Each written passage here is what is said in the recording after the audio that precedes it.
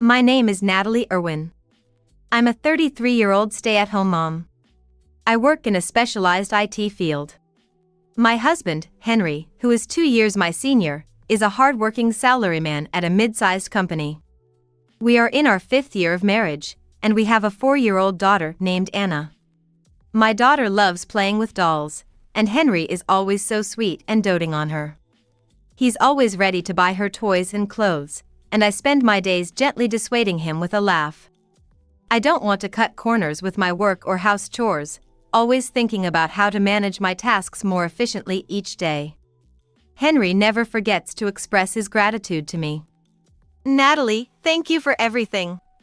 And when he has some free time, he always helps me out. We've come this far, hand in hand, in housework and parenting. Henry has been a good husband and a good father, by all accounts. We're a happy family, to anyone looking in. But, on the surface only. I know my husband's secret. He's having an affair. In other words, he has a mistress. I found out by accident. When I went to pick up our daughter from kindergarten, I saw him walking with a woman I didn't recognize. At first, I was shocked and thought maybe she was a colleague from his office. But after secretly following them, I saw them enter a hotel meant for such encounters, and my hopeful assumptions were dashed. I was stunned that day, even arriving late to pick up my daughter. I apologized to my slightly upset daughter and went home.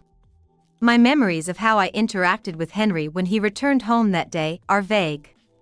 Unaware that I had seen him, Henry acted as usual. I wanted to believe it was a misunderstanding. But, a calm part of my mind denied that possibility. Since then, I've started to investigate around my husband a bit. Maybe I wanted to find evidence to refute what I had seen. However, the more I found, the more the evidence reinforced the fact that Henry was having an affair. I gave in and acknowledged it. Henry is having an affair.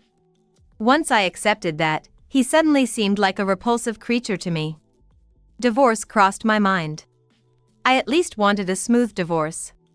But I wondered if a friendly separation was even possible under these circumstances. Custody, alimony, child support, the issues were numerous. But I had no intention of forgiving my husband anymore. I made an effort to act normally, so Henry wouldn't suspect anything. Every time Henry touched our daughter, I screamed inside my head, "Don't touch her with those dirty hands that have touched another woman." So, very naturally and subtly, I started to keep my daughter away from Henry. Fortunately, he didn't notice. Is this for my daughter's sake? No, it's for me. Because I can't stand it. While questioning myself, I quietly continued to gather evidence of his affair, even using a detective agency.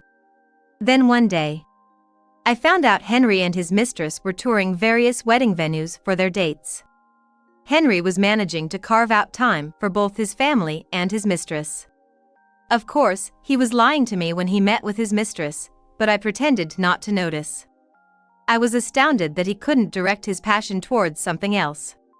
I decided to follow Henry and his mistress on their date. Pretending to see off Henry, who said he was going to work on his day off, I left the house too. I had left our daughter with my parents.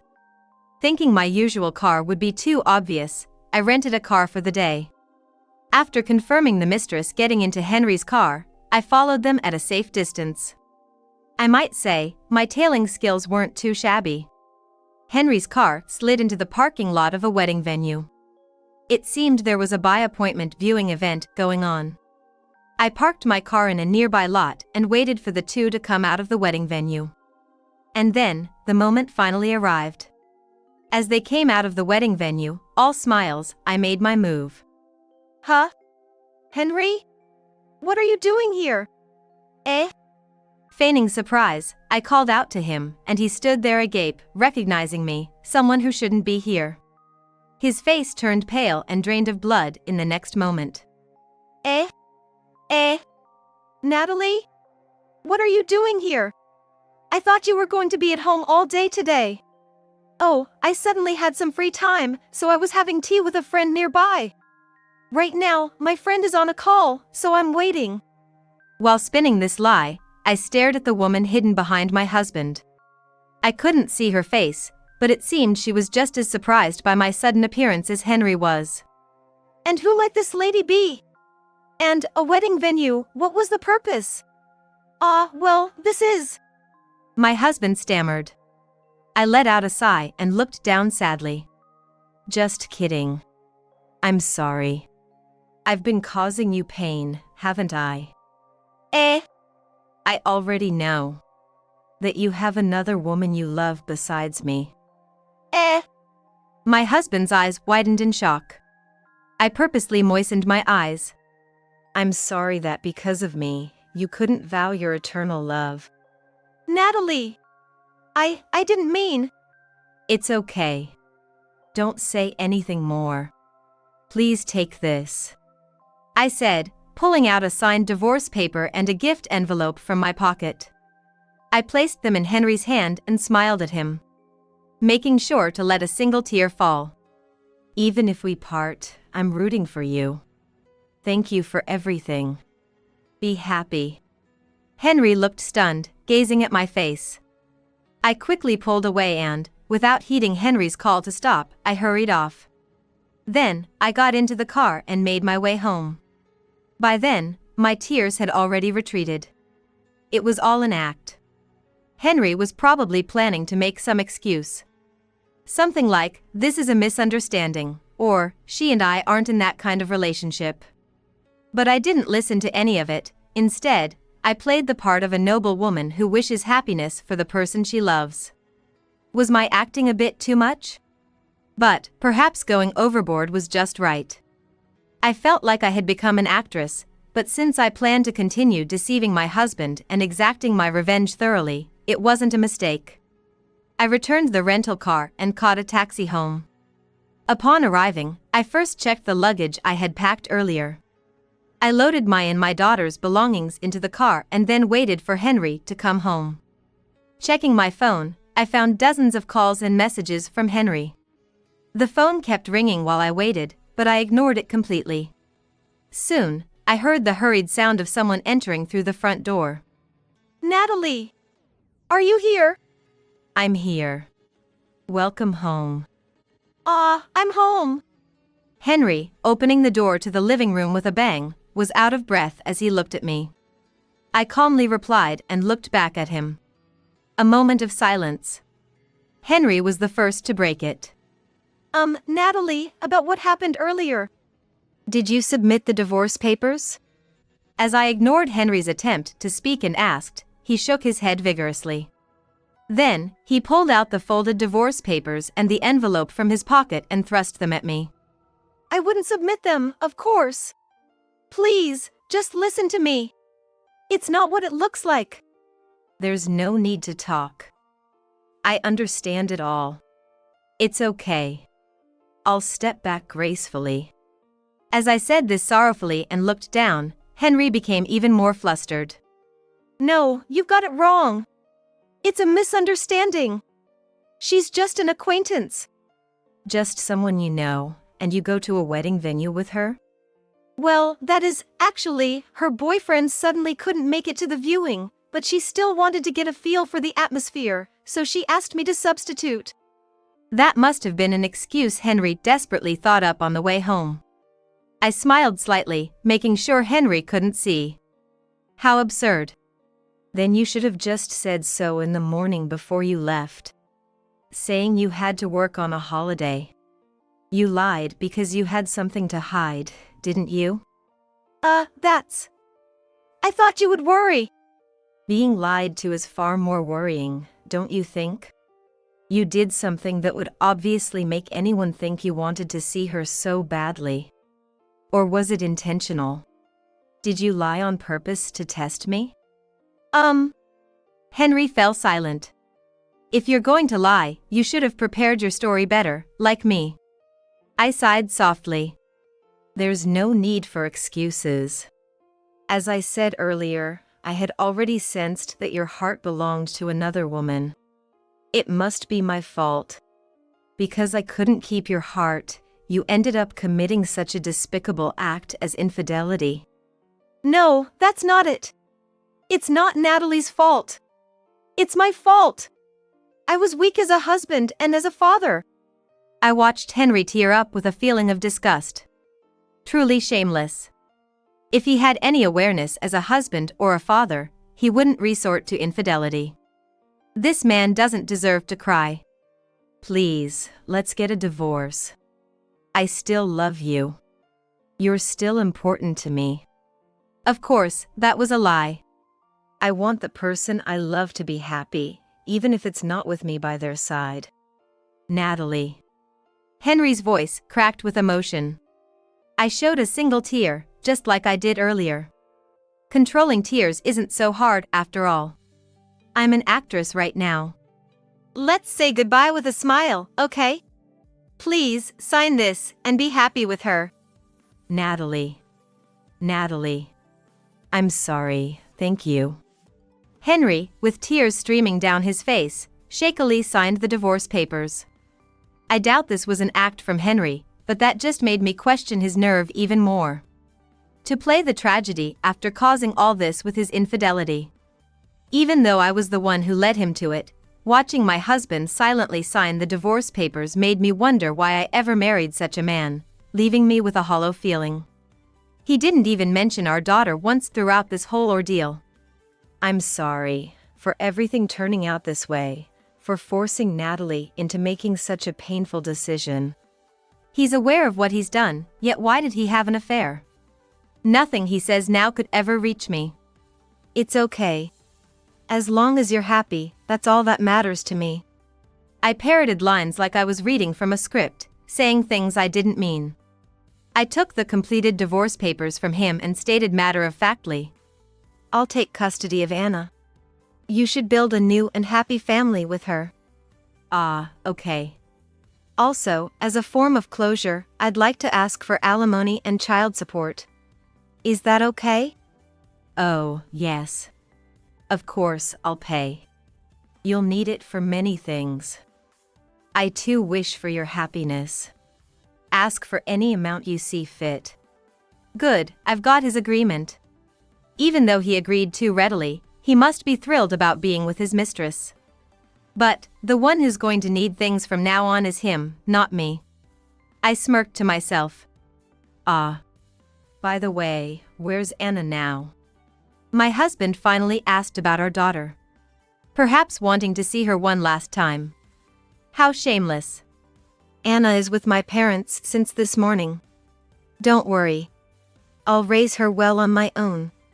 And I'll explain everything to her properly. Okay. Can I ask you something? Where did I go wrong? You had an affair because you were dissatisfied with me, right? When I asked, my husband's eyes widened in surprise. That's not it at all. I had no complaints about Natalie. You were perfect. You managed work, house chores, and parenting all so well despite being busy. You were the ideal wife. Yet, you had an affair. They say it's partly the wife's fault when a husband strays. It's not your fault. But maybe because you were so perfect. I felt I had to live up to you, and maybe I was stretching myself too thin. It was a bit suffocating. That's why. So, you sought out another woman as a way to breathe? Yeah, that's right. It's all my fault. My husband hung his head low. He would be soon-to-be ex-husband. No matter how beautifully he crafts his excuses, the fact remains unchanged. Henry betrayed me and our daughter. It's truly sickening. I'll only take the essentials with me. You and she can use this house. What about you and Anna? I'm thinking of going back to my parents' place for a while. After that, I'll find a place of our own. This too was a lie.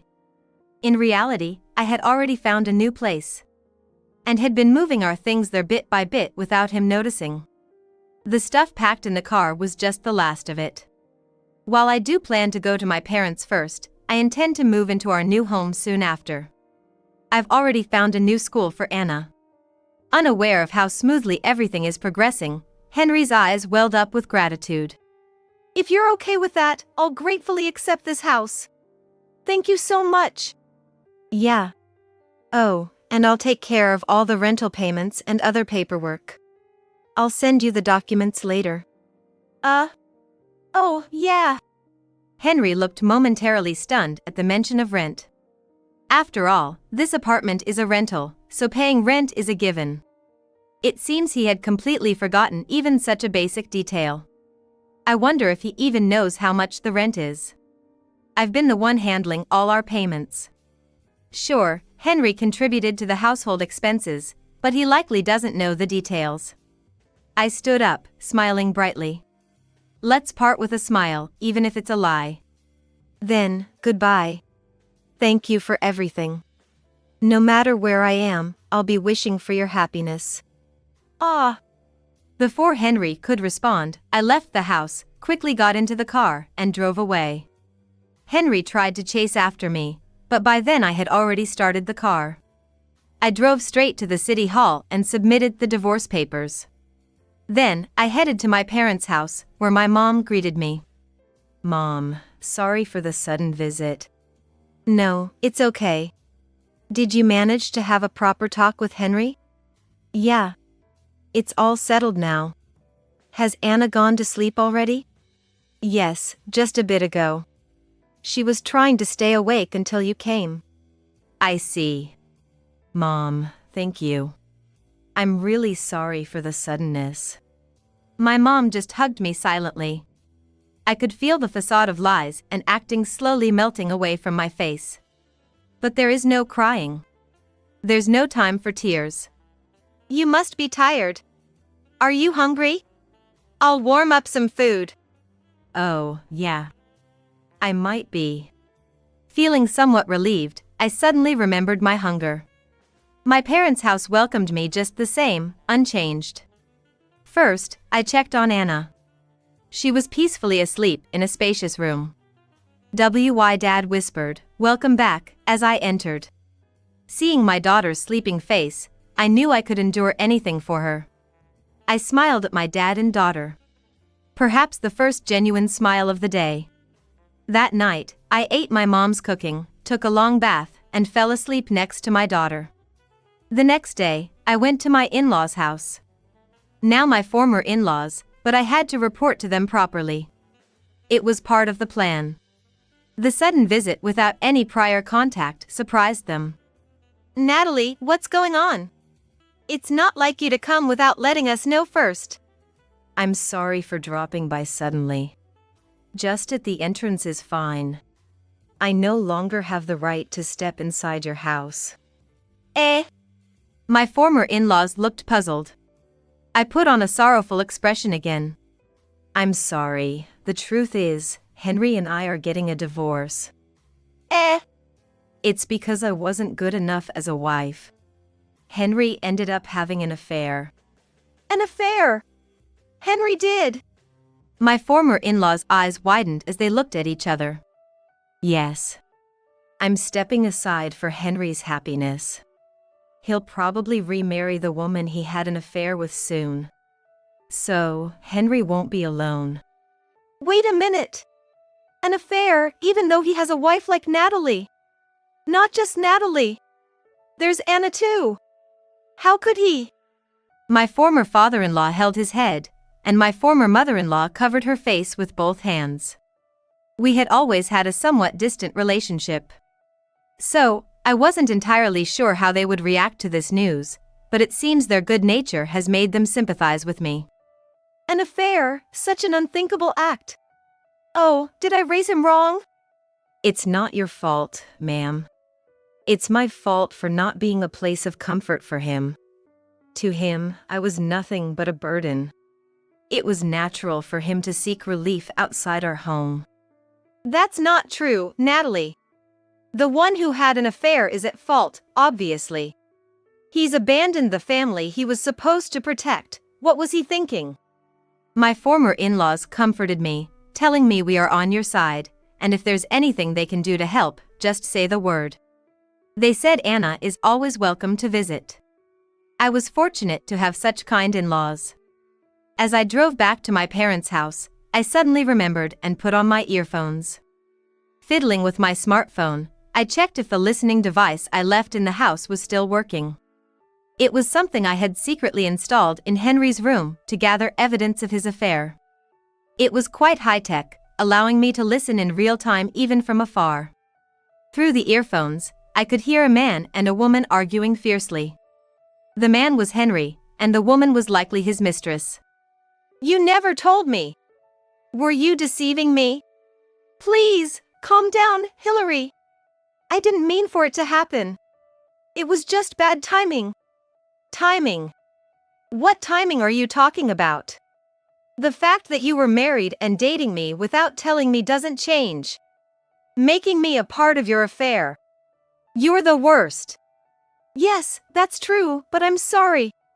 I've already divorced my wife, so there's nothing shameful. I'm single again, and there's nothing stopping us from getting married.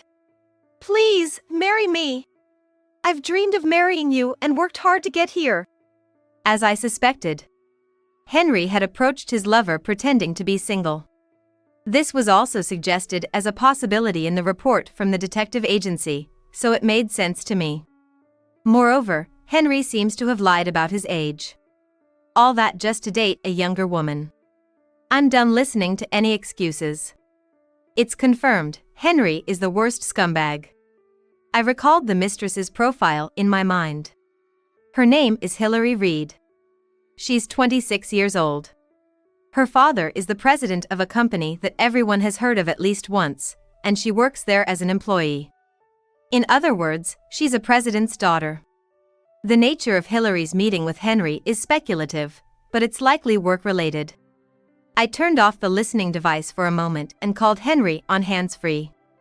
Hello? Hello? Henry, it's me, Natalie. Natalie. What's up? Did you forget something? Henry's voice tried to maintain calm, but I could hear the undeniable panic beneath it. Given the situation, it was only natural, but I pretended not to notice and continued. Forget something. I guess you could say that. I thought I'd give you a parting gift. Eh? You know, Henry, you're planning to remarry your girlfriend, right? Naturally, you'll have a wedding ceremony, won't you? I added in my mind, considering you were attending viewings. Yeah, that's the plan, but... About that wedding, if you're interested, I have a friend who works at a venue. It's quite a large place, you know. Celebrities have their weddings there. I don't think you'll get this chance again. Eh? That's a generous offer, but are you sure? Yes. It's your new beginning, Henry. I want to celebrate it too. I'll talk to them. I think they'll be quite accommodating. Natalie, thank you. I'll talk to her right away. Do that. I'll send you a brochure later. It's your big day, after all. It has to be splendid. Yeah, you're right. I'll do my best. For our happiness. Oh boy, which mouth is saying that? Anyway, this should keep Henry busy trying to please her with this and that. It's almost funny how things are going exactly as I predicted, making me smile. I decided to make another call. Hello. Nice to meet you. My name is Natalie Salinger. Minutes after ending the call, I let out a breath. The appointment with the other party was set. This means my part in this is almost done. Now, just the final touches remain. Suddenly, I longed to see my dear daughter. Time to head home. I turned the steering wheel, hurrying back. About half a year later, I received a call. Hello? Natalie. Is that you? It was Henry's voice that came through, letting me know my plan had worked. Henry? What's up? You sound rushed. I suppressed my joy, responding calmly. He announced in a voice tone of extreme confusion. What am I gonna do? I got fired. Oh, really? Yep, just as expected. That's it. That's it. But we're strangers now, right? It's a bit troubling you're telling me this all of a sudden. I replied as if I was also perplexed, and Henry groaned. I decided to indulge him a bit. But why were you fired all of a sudden? I don't know. I went to the office in the morning, and suddenly they called me in and said I was fired. I'm so confused. They said there was a terrible complaint from a client, but I have no idea. I see. And she's gone too. When I got home, the place was empty, and there was a goodbye note. Seems like she packed up and left. Henry rambled on. Her? Your new wife? No, we hadn't submitted the marriage registration yet. We were going to do it after the wedding ceremony at the end of this month. Now I don't know what's what. I see. But I knew the reason. That client must be Hillary's father's company. In fact, after making that phone call for an appointment, I had met with Hillary herself and her parents. I informed them that I was Henry's ex-wife, that I had known about Henry's affair for some time, and that I had also done some digging into Hillary's background among other things. Hillary's eyes widened, and she apologized to me with tears streaming down her face. They were probably genuine tears. Even though she had been deceived into thinking he was single, the fact remains she was involved in an affair. Her parents had been told she was considering marriage and starting to live with her boyfriend Henry, but they hadn't met him personally yet. Moreover, it seems Hillary hadn't told them that she was the daughter of a company president. I decided to involve the three of them in my plan. We conspired to teach Henry a lesson. From there, the former in-laws and Hillary's family's stellar performance shone. Pretending to know nothing, they went through the motions of meeting both families and preparing for the wedding, and the plan progressed smoothly. And today, it bore fruit. Hillary's father reported to Henry's company that his daughter had been deceived by one of their employees. Pretending to be furious, he threatened to end business dealings with Henry's company. The company panicked and fired Henry. It's possible that the evidence of infidelity I had sent to his company also played a role. From looking at Henry's payslips, I knew the company was already struggling, so there might have been an element of downsizing involved. Whether he would actually be fired was a gamble, but I was confident it would work out. I mouthed serves you right to Henry's rants on the phone. What should I do, Natalie? What can I do? That's up to you, Henry. But, what do you mean up to me? Well, if she left, that means she intends to break up with you, right? First, you'll have to cancel the wedding, and pay the cancellation fee. The cancellation fee! Of course. You can't have a wedding by yourself. I went all out on the options. It's going to be a huge amount. Natalie, can you ask your contact at the venue to give us a discount? That's impossible. I only asked them to prioritize you too. I can't afford the cancellation fee now that I'm fired. Damn it. This is like fraud. She should pay too, it's only fair. Speaking of which, you still haven't paid this month's alimony and child support. Make sure you don't delay that, okay? Right. That too. Sorry, Natalie, can you wait a bit for the alimony and child support? I'm almost out of savings with the rent payment. I'm really in a bad spot. I don't care. It's none of my business. If you're even a day late, I won't forgive you. You reap what you sow for having an affair. Suffer all you deserve. I rejected Henry's requests, venting my frustrations as I did. Henry gasped for breath. I hung up the phone and let out a long sigh. Then, remembering I needed to contact the former in-laws and Hillary, I picked up my smartphone again. Afterwards, Henry managed to pay the cancellation fee for the venue using the little savings he had left, the money Hillary left behind, and by taking out loans. It seems there was a discussion between him and Hillary, but in the end, they decided to part ways. As for me, I ended up receiving alimony from Hillary as well. Despite not knowing, being involved in an affair is still an affair, and Hillary insisted on settling it as a matter of principle. Henry was cut off by the former in-laws and, to pay off the alimony, child support, and his debts, he's been working tirelessly day and night. My daughter and I moved into the new home we had prepared. Life is still ahead of us. Together with my daughter, we'll make it through.